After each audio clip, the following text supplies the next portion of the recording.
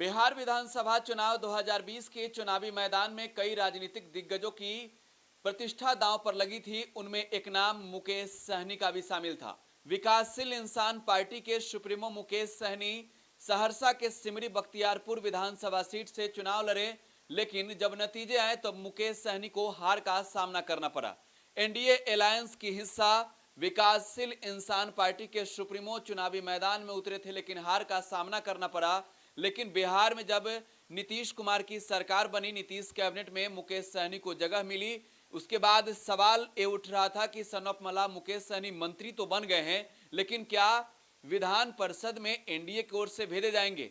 ये सवाल लगातार इसलिए उठ रहे थे क्योंकि जो दो सीटें खाली हुई है, पहला सीट विनोद नारायण झा का, क्योंकि वो इस बार बिहार विधानसभा का सदस्य बने हैं, चुनाव जीते हैं, और दूसरा सीट सुशील कुमार मोदी का। सुशील कुमार मोदी राज्यसभा के सांसद बने हैं। लेकिन एक बड़ी बात यह रही कि जो दो सीटें खाली हुई है, एक सीट 2022 में, दूसरी सीट 2024 में खत्म हो रही है इसका कार्यकाल, और ऐसे में भाजपा की ओर से शाहनवाज हुसैन का पहला नाम सामने आया, उन्हें कैंडिडेट बनाया गया था। लेकिन दूसरे नाम को लेकर चर्चा चल रही थी। मुकेश सहनी पूर्ण कार्यकाल वाली सीट मांग रहे थे, पेच फंसती हुई दिख रही थी। लेकिन अब मुकेश सहनी को भाजपा की ओर से विधान परिषद का कैंडिडेट बनाया गया। इस वक्त की ये सबसे बड़ी खबर है। सन ऑफ मला मुकेश सहनी को भारतीय जनता पार्टी की ओर से, एनडीए गठबंधन की ओर से विधान परिषद का कैंडिडेट मनोनीत किया गया। और इस बात की जानकारी खुद सन ऑफ मला मुकेश सहनी ने दी। हम आपको भी दिखा रहे हैं किस तरीके से लिखा है मुकेश सहनी ने, और धन्यवाद दिया है देश के माननीय गृह मंत्री श्री अमित शाह जी को।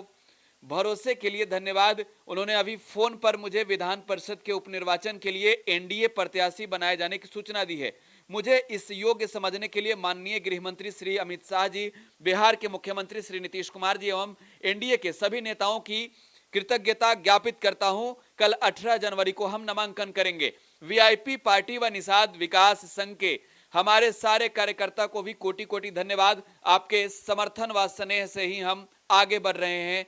पार्टी के हितों व आपके अधिकारों का ध्यान एनडीए गठबंधन में पूरे तरीके से सम्मान के साथ रखा जा रहा है। मुकेश सहनी को अमित शाह ने फोन कर इस बात की जानकारी दी है कि उन्हें विधान परिषद का कैंडिडेट मनोनीत किया गया है। अपने आप में एक बड़ी बात है, क्योंकि लगातार एक खबरें सामने आ रही थी कि सन ऑफ मला मुकेश सहनी नाराज चल रहे हैं। वो जो सीटें मांग रहे हैं पूर्ण कार्यकाल वाली, वो बातें नहीं बनती हुई दिख रही है, क्योंकि दो सीटें खाली हुई है। पहले सीट पर शाहनवाज हुसैन, दूसरे सीट पर सन ऑफ मला मुकेश सहनी अब होंगे। लेकिन किसे कितनी कार्यकाल वाली सीट मिली है ये अब तक क्लियर नहीं हुआ है, क्योंकि जो दो सीटें हैं, एक 22 में और एक 24 में खत्म हो रहे हैं उसके कार्यकाल, और उनमें किन सीटों पर किसे भेजा गया यह स्पष्ट नहीं हुआ है। लेकिन ये बातें स्पष्ट हो गई है कि अमित शाह ने फोन कर मुकेश सहनी को बता दिया है, कह दिया है कि आप बिहार विधान परिषद के कैंडिडेट मनोनीत किए जाते हैं। और मुकेश सहनी ने धन्यवाद दिया है गृह मंत्री अमित शाह का, बिहार के मुख्यमंत्री नीतीश कुमार का, साथ ही एनडीए के तमाम जो नेता हैं उन्हें।